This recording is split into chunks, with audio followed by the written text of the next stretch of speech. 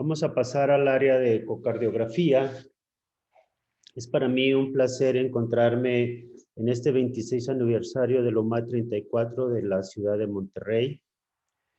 Quiero agradecer a la jefa de servicio, la doctora Meredith López, por su invitación y una felicitación al doctor Guillermo Sagún, director médico de esta unidad, por la iniciativa de esta puesta al día de COVID-19. Vamos a pasar al tema de la ecocardiografía en el paciente con COVID. Para ello lo presentará el doctor David González Carrillo. Él es un cardiólogo ecocardiografista egresado de esta unidad. Actualmente está adscrito al Centro Cardiológico CEMSI de la ciudad de Culiacán, Sinaloa, y nos hablará desde el punto de vista ecocardiográfico de este tema. Adelante, doctor David. Sí, bueno, ¿sí se escucha muy bien? Escuchamos perfectamente, adelante. Perfecto, déjenme compartir solamente mi pantalla y pues muchas gracias, me da mucho gusto estar aquí compartiendo audiencia con todos ustedes. Pues los verdaderos maestros están ahí en el Hospital 34. Y pues me encuentro fascinado ahorita con todos los temas que se han comentado de muy alta calidad. Espero que este también sea de su agrado y felicitar un año más del aniversario del hospital. Muy bien, entonces ahora sí, sin más preámbulos, comparto aquí la pantalla. Tenemos esta charla acerca de ecocardiografía en el paciente con COVID-19. Vamos a hablar solamente en un contexto agudo de la situación, de la enfermedad, de la infección por COVID-19 y la utilidad de la ecocardiografía, esencialmente la ecocardiografía transtorácica.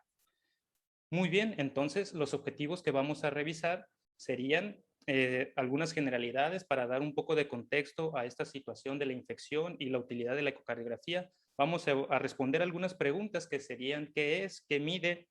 Si lo deberíamos de hacer en todo paciente que tenga infección por COVID-19, ¿qué es lo que encontramos utilizando esta herramienta? Y finalizamos con algunos puntos, algunas conclusiones que podemos llevar a casa.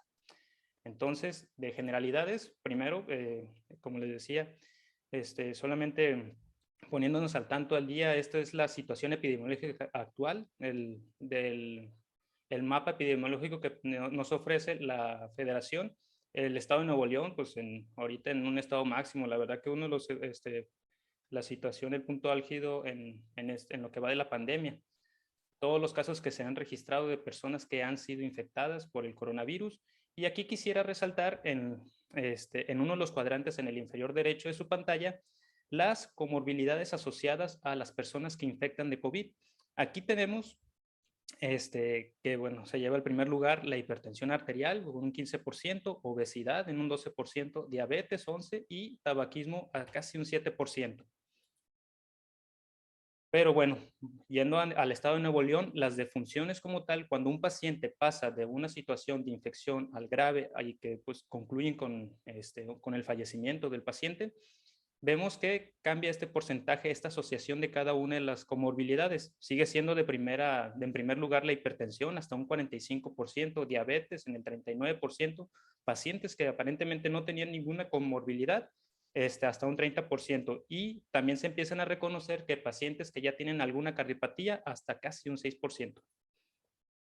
Bien, esto hablando un poco de la fisiopatología, que ya se habrá comentado en charlas posteriores, y que tenemos aquí que cuando el virus como tal tiene contacto con los receptores de angiotensina, provocan principalmente una enfermedad respiratoria, afecta las vías respiratorias superiores, pero pudiera también progresar a una neumonía y, en el peor de los casos, que llega a tener un síndrome respiratorio agudo grave.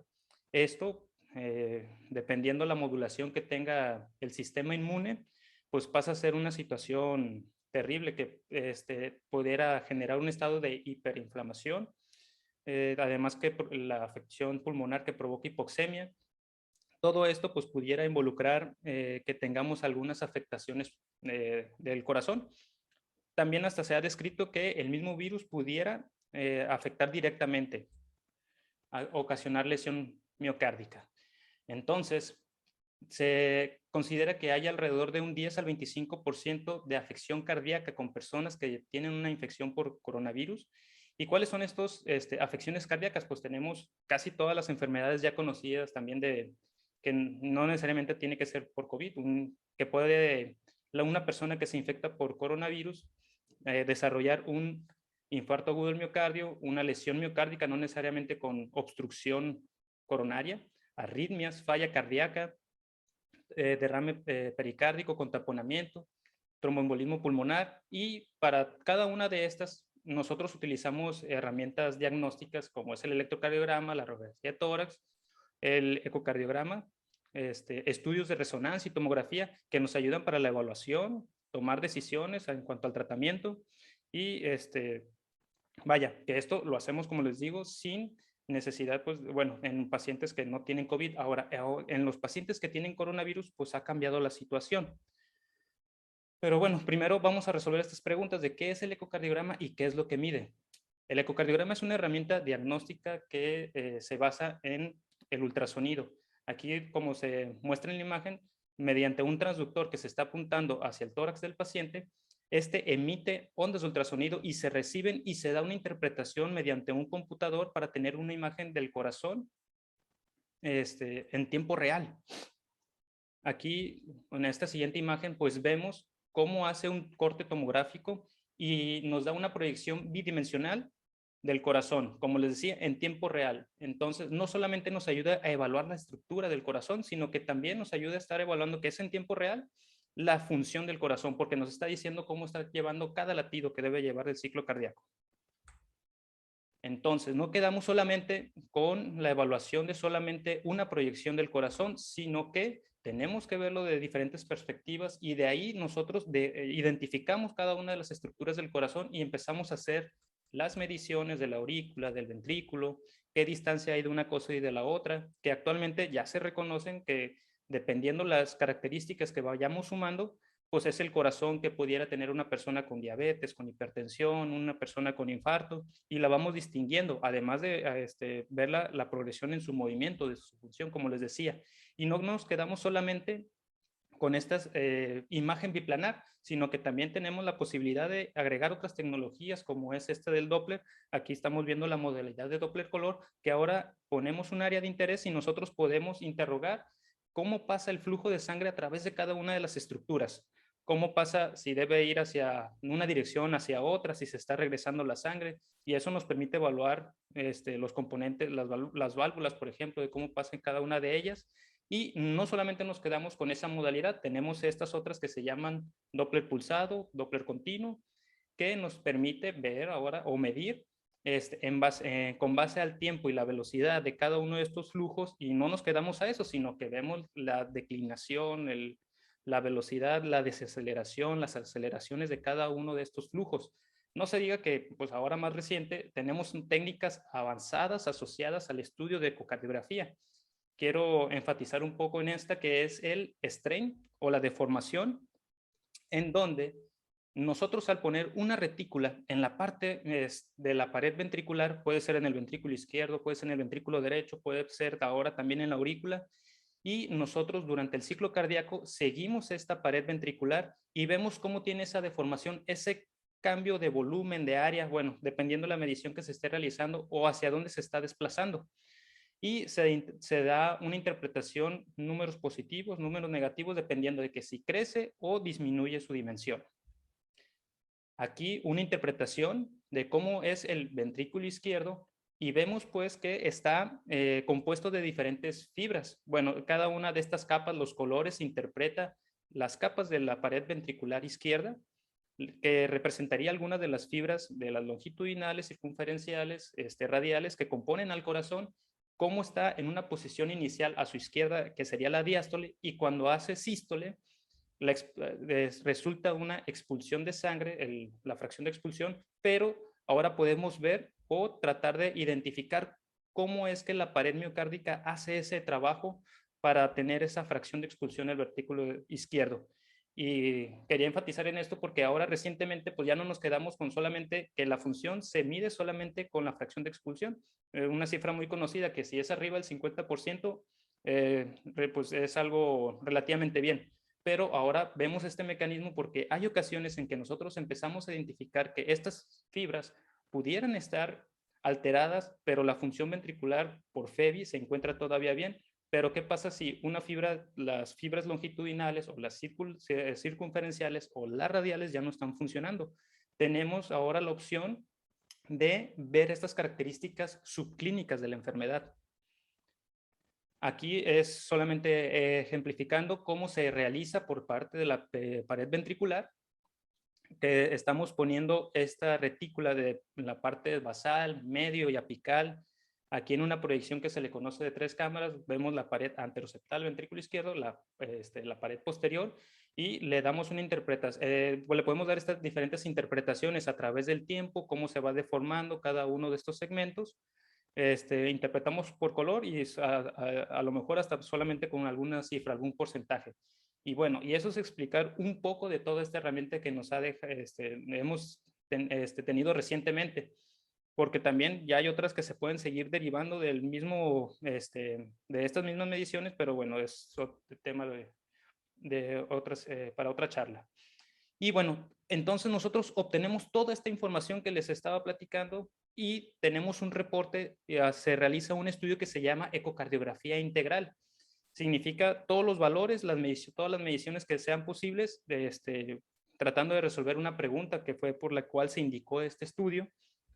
Y ofrecemos un reporte. Este es el reporte que, vaya, ya vamos a estar familiarizados porque es el que se ofrece en el Hospital 34, que nosotros llenamos cada una de estas celdas con todos estos valores medidos y al final ofrecemos un diagnóstico cardiográfico y las conclusiones, todo un resumen para, vaya, al final comunicamos a la persona que nos solicitó este estudio cómo está la situación del corazón del paciente. Y con esto ya resolvemos estas dudas. Hicimos medición, las dimensiones de cada una de las estructuras, medimos función del corazón, alteraciones de las válvulas, etcétera. Bien, entonces todo esto lo podemos o lo debemos de hacer en un paciente con COVID-19. Pues bueno, la situación actual nos ha modificado la manera de actuar, tanto nosotros de que debemos de cuidarnos, las áreas en las que se está trabajando, los equipos, cómo se deben de utilizar, de a lo mejor de estar realizando un estudio muy completo, pues ahora el advenimiento de estas consolas un poco más portátiles, vaya que permita facilitar este trabajo. También me enorgullece presentarles que por parte de la Sociedad Mexicana de Ecocardiografía existen estas recomendaciones que las realizaron todos mis maestros que están ahorita ahí en el área de ecocardiografía. Aquí los nombres de cada uno de ellos, pues ya los conocemos. Y bueno, esto empezamos con algunas recomendaciones, como el hospital, por ejemplo, aquí, en esta situación en específico, es dedicado a la cardiología, siguen existiendo pacientes que no se dejan de atender y tenemos que realizar todavía estos estudios. Pero ahora con estas recomendaciones, tratar de mitigar los riesgos de infección. Determinamos nosotros al paciente si tiene un riesgo bajo, intermedio o alto de infección y también dependiendo del estudio. Ya sabemos que un estudio de ecocardiografía, si es transesofágico, ya es de alto riesgo. Entonces, vaya, solamente estoy enfocando la atención al transtorácico. Y bueno, de manera inicial lo que estamos haciendo nosotros es interrogar al paciente que entre con estos parámetros, son los síntomas típicos de la enfermedad, los atípicos, y en caso de que tenga 2 o más de ellos, valorábamos la situación de si era necesario o era precisa la indicación de realizar el estudio. Entonces, realizamos eso, vemos la indicación, como les decía, si el paciente es cardiópata o es un paciente que tiene con datos de sospechoso de COVID, pero también tiene signos y síntomas de alguna cardiopatía, de estas afectaciones cardiovasculares. Si se decide realizar el estudio, bueno, tomar nuestras medidas de prevención, vestirnos apropiadamente con los guantes, cubrebocas, el equipo de protección personal y además se hace todavía un ajuste que dependiendo si es un paciente del más mínimo riesgo, pues poder realizar el estudio como tal.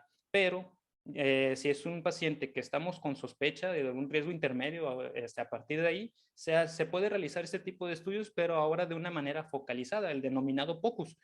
¿Qué varía de todo esto del ecocardiograma integral que platicábamos? Pues solamente se resumen estas proyecciones. Se trata de hacer en menos de 10 minutos la menor exposición que tengamos con el paciente y todavía las mediciones o todos los parámetros, realizar estas mediciones ya fuera del contacto con el paciente. Y bueno, ¿qué podemos encontrar? ¿Hay acaso algún fenotipo de coronavirus que hemos encontrado actualmente con el corazón? Bueno, la cantidad desde que empezó esta etapa de la pandemia, hay demasiados artículos que, vaya, tratan de darnos información al respecto. Vamos a platicar de algunos cuantos. Y, por ejemplo, muchos de los que acaban de coincidir es que sí tenemos hay disfunción del ventrículo derecho en los pacientes que tienen infección por coronavirus. De aquí en este metaanálisis que se realizan alrededor de unos 9 documentos de alrededor de 700 pacientes, pues bueno, encontraron que sí, los pacientes que tienen disfunción del ventrículo derecho, dilatación del ventrículo derecho o datos de hipertensión pulmonar que lo podemos evaluar por ecocardiografía, todos ellos tienen mayores eventos adversos. ¿A qué denominamos eventos adversos? Pues es un conjunto de mortalidad y etapa severa de la enfermedad. También quisiera protagonizar un poquito este artículo, ya que pues, también han sido partícipes la doctora Suilma Vázquez con Población de México y recién salió ahora en principios de agosto, en donde pues igual en la primera ola de la pandemia se realizaron estudios de ecocardiografía a pacientes hospitalizados y empezaron a notar pues cuáles son las características de la población y si tenían o no algún fenotipo característico de la enfermedad. Primero, hablando un poco de la población, pues vemos que sí hay diferencias, cuando menos entre Asia y los demás, los demás continentes. Ya tenían algunas otras alteraciones en cuanto a enfermedad de corazón, que está a la izquierda, y enfermedad pulmonar a la derecha. Vemos que aquí hasta se reportan que Latinoamérica tenían, al realizarse el estudio de ecocardiografía, hasta un 68% ya de enfermedades cardiovasculares y 11.8% de enfermedades pulmonares. ¿Qué nos quiere decir esto? No estamos haciendo estudios de ecocardiografía meramente a personas solamente con COVID. Ya tienen alguna otra alteración, alguna enfermedad que ya nos puede dar cambios del ecocardiograma, como para definir un patrón característico de la enfermedad, resulta un poco difícil. Aquí, de los parámetros principales que conocemos de ecocardiografía, que es la fracción de expulsión, que si nos damos cuenta son valores normales, alrededor están 60%, 59%, incluso en aquellos pacientes que están con requerimiento de cuidados intensivos. Los volúmenes igual están en un límite superior apenas. El strain, esta deformación que estábamos platicando, ahí sí también ya tienen un perfil, un límite inferior bajo, ya para pasar a con lo que conocemos que está alterado. También del ventrículo derecho. Y se dieron cuenta de todos estos pacientes que aquellos que tenían esta deformación del ventrículo derecho alterada son pacientes que estaban más predispuestos a mortalidad y de un mayor riesgo de complicaciones. Aquí es como solamente una imagen de cómo se realiza esta medición de la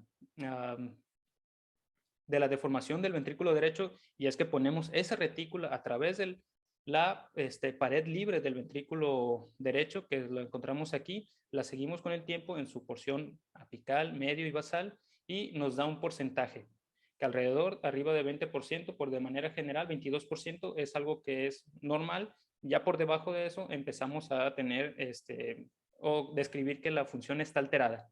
Otro parámetro de la función derecha, pues es cuando marcamos un área del ventrículo derecho en diástole, cómo se modifica en sístole, tiene que haber un acortamiento o ese cambio de área alrededor del 35%, que es normal. En los pacientes que tienen infección por coronavirus se vio que pues el ventrículo derecho tiene dilatación, aumento de esa área, y además estaban disfuncionales. Y aquí queriendo resaltar un poquito que los pacientes que tienen enfermedad por coronavirus, bueno, pues principalmente la afección, el órgano diana, como lo vimos, es el pulmón. Si tenemos afectaciones pulmonares, nosotros ya conocemos pues, pacientes que tienen EPOC, que tienen asma, son pacientes que ya van a tener también cambios en el ventrículo derecho por afección de la vasculatura pulmonar. Ver este tipo de cambios en pacientes con infección.